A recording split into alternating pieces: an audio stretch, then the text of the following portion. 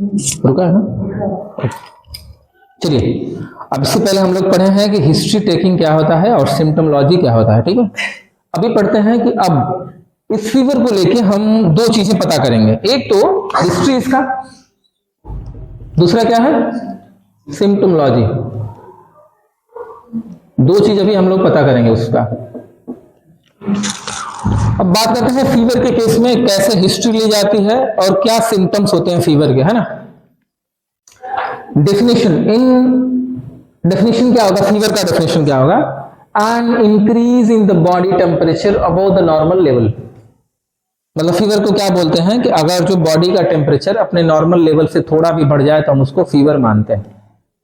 Normal temperature 37 degree Celsius में है तब, फ़ारेनहाइट हीट में है तो 98.6 या 98 फ़ारेनहाइट, ठीक है।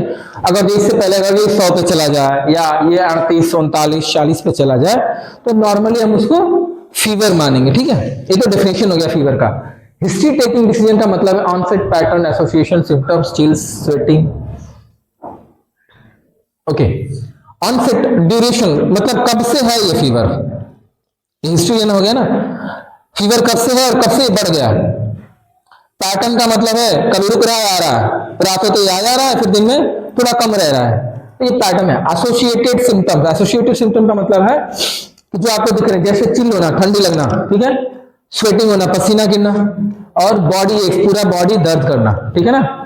तो ये कुछ सिम्टम्स होंगे, एक्चुअली ये सिम्टम्स हैं, ठीक है। और हिस्ट्री में क्या क्या है, ड्यूरेशन का मतलब है कब से हुआ है फीवर, ऑनसेट कब से बढ़ रहा है, घट रहा है, पैटर्न का बढ़ने घटने का पैटर्न है, ठंडा लेके जड़िया आकर के बुखार हो जा रहा है ना। अब फीवर आने के कॉजेस क्या होंगे, एक तो मान लेते हैं सबसे बड़ा इन्फेक्शन, बॉडी में इन्फेक्शन। वो इन्फेक्शन कैसे बढ़ता है, तो या तो वायरल से, या तो बैक्टीरिया से, या तो वायरल से। जुकाम होने के बाद यदि हो जाए तो उसको हम लोग वायरल बोलते हैं, नॉर्मली किसी बैक्टीरिया की वजह से हो जाए तो बैक्टीरियल फीवर बोलते हैं। तो फीवर आने के दो चांसेस हैं, इन्फेक्शन किसकी किसकी वजह से हो सकता है, या तो बैक्टीरियल या तो वायरल, ठीक है। इंफ्लामेटरी कंडीशंस, कोई इंफ्लामेटरी, कोई सूजन या ऐसा कोई चीज है जो बॉडी में उतार चढ़ा हुआ है, ऐसा कुछ ड्रग रिलेटेड कोई रिएक्शन हुआ तो नहीं है जिसकी वजह से फीवर आ गया है ना, ये तो पहला है। दूसरा ये है, तीसरा कोई मैलिग्नेंसी, कोई कैंसरस चीजें तो नहीं है बॉडी में जिसकी वजह से फीवर आ रहा है, जा ही नहीं रहा हो, है ना। अब सिम्टम क्या क्या होगा, malaise, chills, sweating, headache, loss of appetite, ठीक है। इन सब चीजों की क्या है, एक तरह से ये सिम्टम्स है। अगर जो ऐसा कुछ हो रहा है तो हम ये मान लेंगे कि फीवर ही हो सकता है, और उसके ये सब लक्षण उसकी ये बीमारियां हो सकती हैं, उसके लक्षण ये होंगे। सिम्टम लक्षण बताता है, और ये कॉजेस का मतलब है कौन सी बीमारी की वजह से उसको फीवर हो गया है, ठीक है। हिस्ट्री टेकिंग का मतलब है हम उससे क्या क्या पूछेंगे, भाई कब से फीवर है, कब से ज्यादा बढ़ गया है। पैटर्न का मतलब है कभी आ रहा है, जा रहा है, उसको हम लोग बोलते हैं कि पैटर्न बोलते हैं ना, किस पैटर्न में आ रहा है, ठंडा लेके आ रहा है, जा रहा है, ऐसा चीजें हैं, ठीक है। तो ये चीजें आपको फीवर से रिलेटेड गैदरिंग करनी है, किससे, मरीज से। मरीज को मैनेजमेंट ऐसे ही करेंगे ना आप। अब आपके पास कोई मरीज आया तो फीवर है, तो ये सब चीजें आप पता करेंगे। पहले तो डेफिनेशन आपको पता होना चाहिए कि अगर जो फीवर कब माना जाएगा, जब उसका टेम्परेचर 98.5 डिग्री से ऊपर होगा या 37 डिग्री सेल्सियस से ऊपर होगा। हिस्ट्री में क्या है, तो कब से आ रहा है, कब से ज्यादा से बढ़ गया, ऑनसेट हो गया, मतलब रुका हुआ है, तो फीवर जा ही नहीं रहा है। पैटर्न का मतलब है कभी आ रहा है, कभी जा रहा है ना, फीवर छोड़ रहा है, पकड़ रहा है, बोलते हैं। एसोसिएटेड सिम्टम, अगर जो फीवर है, अगर ये सब चीजें हो रही तो उसके साथ साथ और क्या हो सकती हैं, ठंडी लगना, चिल होना, स्वेटिंग होना, या बॉडी एक होना। बॉडी एक का मतलब है बॉडी का दर्द करना, हाँ ठीक है। ये चीज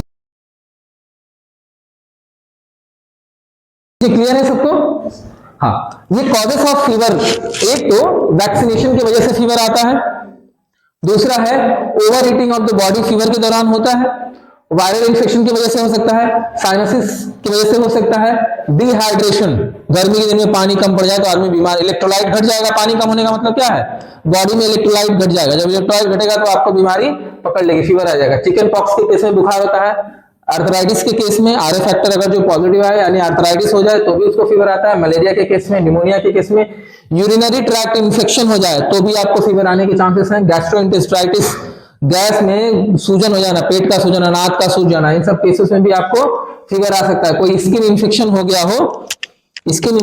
गया हो, तो भी ये हो सकता है। कोई स्किन का इन्फेक्शन है तो भी हो सकता है, sexually transmitted disease, viral disease कुछ हो जाए, HIV, ये सब चीजें हो जाए तो भी फीवर आ सकते हैं। कुछ मेडिकेशंस की वजह से, कुछ दवाइयों का साइड इफेक्ट हो तो भी हो सकता है, कैंसर के केस में भी हो सकता है। Auto immune disease, auto immune disease क्या क्या हो सकती है? RA फैक्टर पढ़े हैं ना, ये भी क्या है? ऑटो इम्यून डिसीज है। ऐसे कोई डिसीज हो जाए तो भी हो सकता है। ड्रग अब्यूज का मतलब कोई ड्रग है जिसका दुष्प्रभाव पड़ गया है। और अल्कोहल विड्रॉल, ज्यादा से ज्यादा मात्रा में आपने इकट्ठा कर लिया है पी करके, ठीक है, तो ऐसे केसेस में भी ये हो सकता है। ये फीवर के हैं कुछ सिम्टम्स है, सब नोट कर लीजिएगा, ज्यादा बड़ा नोट्स नहीं है। फीवर के केस में क्या क्या होगा सब नोट करिएगा आप लोग।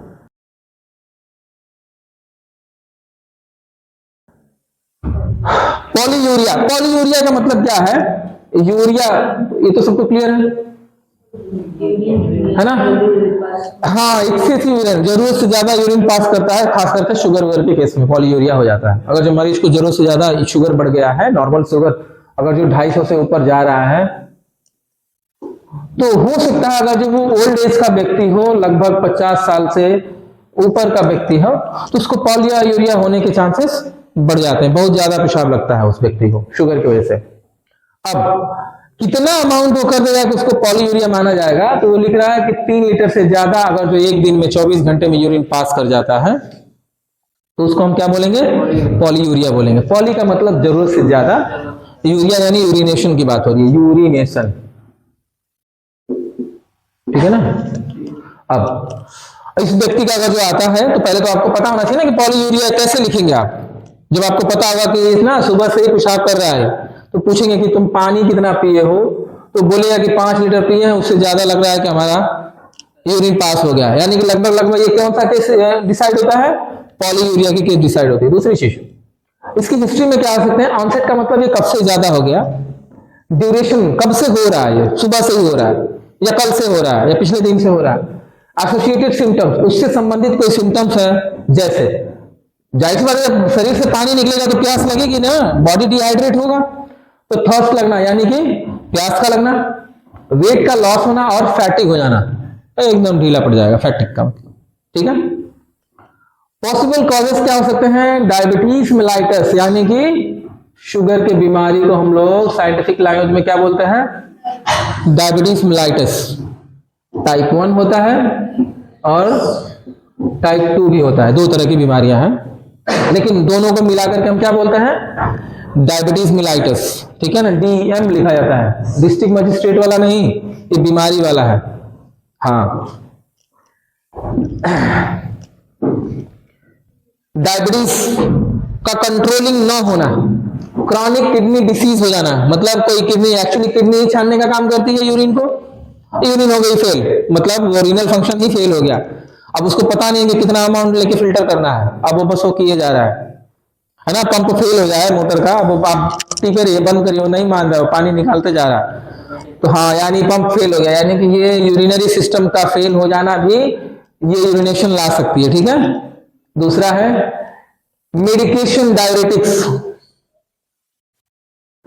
डायरेटिक का मतलब कोई ऐसा दवा खा ले, जहर जैसे, आप जहर खा लिए हो, अब आपको पेशाब नहीं कराएंगे ना हम, तो फिर आप निपट लेंगे, यानी कि किडनी जल्दी फिल्टर करा के जहर को क्या करना है? बाहर निकालना है। तो हम क्या करेंगे? खूब पानी भी पिलाएंगे और यहां से भी नस चढ़ाएंगे, खूब बोतल चढ़ाएंगे, खूब चाप के एकदम चलाएंगे, तो बॉडी में ना, अब हमने क्या किया? एक ऐसी दवा दे दी, लैसिक्स का नाम सुना है आप लोगों ने?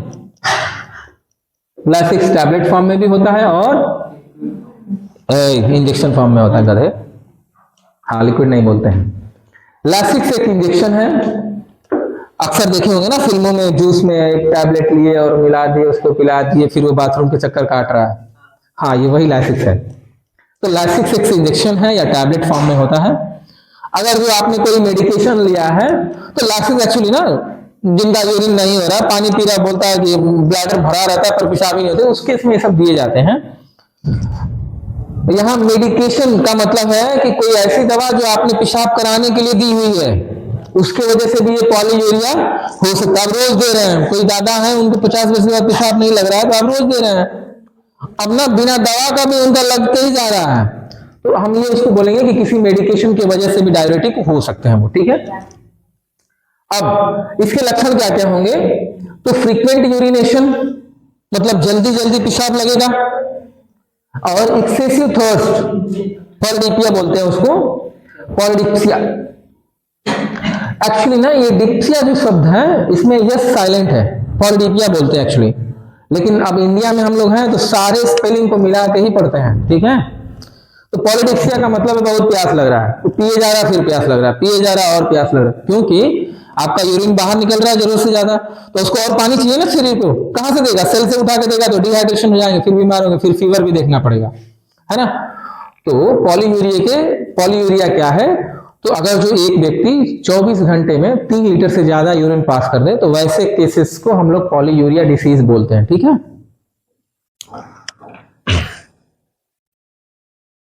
अब क्या क्या हो सकता है, क्या क्या उससे जानने होते हैं, क्या क्या पता करना होता है? तो एक तो ये कब से है, ड्यूरेशन कब से चल रहा है ये। एसोसिएटेड सिम्टम्स का मतलब है जैसे उसको प्यास लगना, वजन का गिर जाना, उसको आलसपन, फैटिंग हो जाना, या ऐसी कौन सी डिसीज है जो ये बीमारी कर सकती है? तो वो सिर्फ कौन सी है? डायबिटीज मेलाइटस, शुगर का केस में, ठीक है।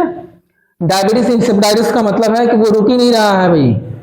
क्रॉनिक किडनी डिसीज के केस में भी पॉलीयूरिया हो सकता है, क्योंकि किडनी अब काम करना बंद कर देगी, जरूरत मन करेगा खूब छानेगी, मन करेगा नहीं छानेगी, है ना। तो अब वो छान रही है, बहुत ज्यादा फिल्टर कर रही है और पानी बाहर निकाल रही है, क्रॉनिक किडनी हो गया। ओके, मेडिकेशन डायरेटिक्स, कोई दवा है जो आपने खा रखा है ज्यादा पेशाब कराने वाले, तो इसकी वजह से भी हो जाता है। बाकी सिम्टम्स है कि जल्दी जल्दी पेशाब होना और ज्यादा मात्रा में होना, इसकी वजह से थर्स्टी हो जाना, गला सूख जाना होता है, या सूख जाना, बॉडी सूख जाना, डिहाइड्रेट हो जाती है बॉडी।